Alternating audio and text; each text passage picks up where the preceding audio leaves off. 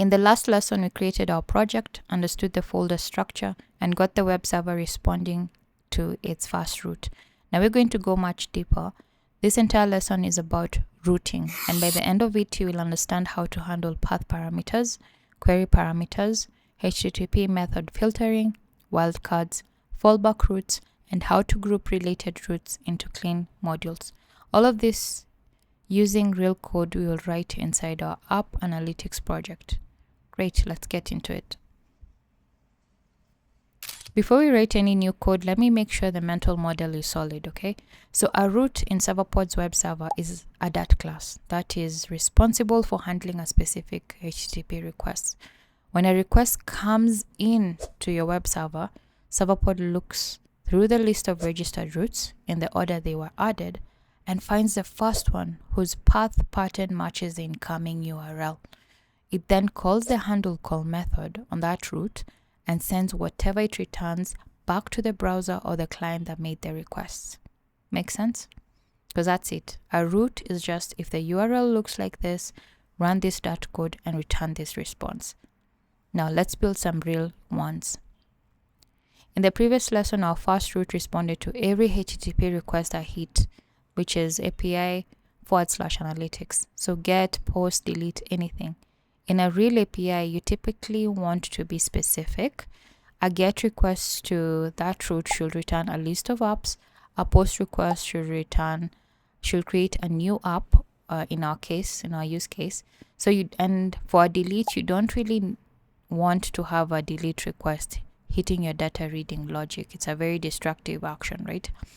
So Serverpod lets you restrict a route to specific HTTP methods by passing a method set to the route's constructor. So let's update our route from last lesson to demonstrate this. So let's open our analytics route.dat and update it. So after defining the class, we need to pass a set of allowed HTTP methods to the constructor. This route will only respond to GET requests. So any other method, post, delete, patch, they will get a 4 or 5 method not allowed.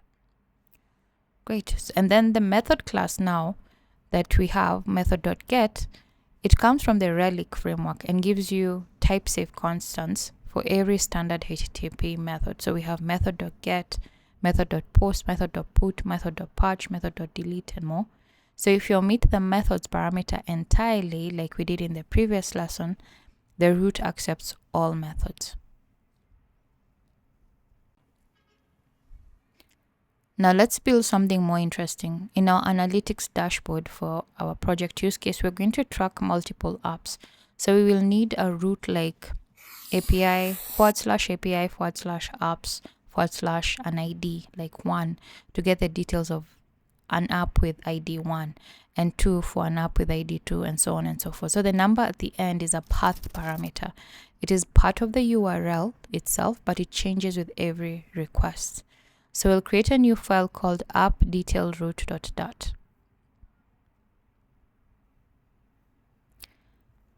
So let me walk you through the important parts.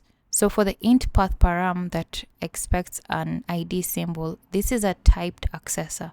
So the ID is a dat symbol. It is how you reference the ID placeholder in the route path you register in the server.dat. So the int path param part just tells Relic that this parameter must be passable as an integer. So if someone hits /API/apps/ writes a string like hello, Relic will just reject it with a 400 before your code even runs, which is exactly what you want, right? Then the line request.pathparams.get, then passing in the ID param, is where the actual extraction happens. So it reads the ID symbol segment from the URL and runs it through the integer parser and gives you back a plain .int. So no string passing, no int.pass calls, no try catch blocks. Relic handles all of that. Now let's register this route in server.dat and add the import and the route. As you can see, the ID in the path string is what connects the route pattern to the ID symbol inside your app detail route class. So when a request comes in for /API /apps / maybe an ID like 42, Relic matches it to this root and makes 42 available via the request.path parameters.get, passing in the ID param. Now let's restart the server and try hitting localhost port 8082 /API /apps /1 in our browser. You will see the response with ID 1. Now try with 99 and you'll get ID 99. Now let's try with the string hello and you'll get a 500 automatically. Great. Now, path parameters are part of the URL path itself. Query parameters are the key value pairs that come after the question mark in a URL. For example, you may have localhost port 8082 /API /apps page is equals to 2 and limit is equals to 10, something like that. So the page is equals to 2 and limit is equals to 10 are query params. In our analytics dashboard, a common use case is date range filtering, where a user might want to see data for the last 7 days or the last 30 days. We will implement that as a query parameter. Now, let's create a file called apps_list_root.dat. So here's the boilerplate already there. So there are two important distinctions here. So first, we have the get versus the try get. So what happens is the get throws if the param is missing or invalid. Then the try get returns null if it's not present. So we use try get here because page is optional. It defaults to 1. Okay. Then if you use, whenever you use get method, when the parameter is required, it will throw and return a 400 if the param is missing. So that's why we're using try get when a parameter is optional. We're not forcing one to enter the page number. So it will return a null if not present, and it will handle it by itself by default by setting it to 1 in our case. Second is typed versus raw access. So the int query param that we have with get method, it gives you a dat int directly. Request.query parameters.raw range gives you a raw string that's nullable, which is useful when you want a string value and don't need type enforcement. Now let's register this in server.dat. Now you have two roots under /API /apps. The one with a path parameter handles API apps, handles listing all apps. The one with ID symbol handles or gets one specific app. So Serverpod distinguishes between them automatically because one has more specific path segments. Now we can try these URLs by running localhost port 8082 /API /apps. This is what we get, which is correct. It should return page 1 with a range of 7D. Then if we try with as a query parameter where we're passing the page as 2, it should return page 2. And then we have another one where we pass in the page and the range and it returns correctly. Great. Sometimes you need a root that matches a whole family of URLs rather than one specific pattern. Serverpod gives you two wildcard types. So we have a single asterisk that matches exactly one URL segment. So API apps matches API apps /4, but not API /apps /4 /bar. So those are two different ones. So it's a single asterisk for that one. But if it's a double asterisk, this is a tail match wildcard where it matches everything that points forward. So if you set /API /apps and then put double asterisk, it matches all other roots that just have /API /apps and onwards, no matter whatever is after that. So for our static file serving setup, we already used this in the previous, where we saw that we had /static single asterisk. So the most important thing to understand about wildcards is the ordering rule, because Serverpod checks roots in the order they were added. you must always register more specific routes before the generic ones like this. Now let's set up our fallback route. So a fallback route handles any request that doesn't match any registered route. It is your 404 handler. Without one, Serverpod already returns a generic error for that and handles that. With one, you can return maybe a clean, customized, structured JSON error that your dashboard can interpret properly. So we create a file called notfoundroute.dat, and it will simply extends the root class, and then inside the handle call method, we just specify what we want it to return. Then now we need to add some specs in our constructor where we add the path, which is a double asterisk, and the methods that we're actually supporting, which is method.get, method.post, method.put, delete, and the like. And then we make sure to return a specific message that we want to add. So that's what will be displayed on the browser. Now, other than that, we need to head over to the server.dat and specify add our new route. It will be added just like a normal route instead of using pod.webserver.fallback route. So what happens is when we use pod.webserver.fallback route, by default, when you run the API, it will still see that there's a route that has been found, and it will not be able to call the not found route for us. So what we need to do, we just need to add it as a route. Now that we have specified the methods to look out for inside the not found route, so it will be able to know if we pass in something like /API/ does not exist as a string, it will be able to catch that and be able to return a clean JSON for instead of the raw server error. We're just trying to make sure that we provide the right, we're able to have the privilege to customize your own server error.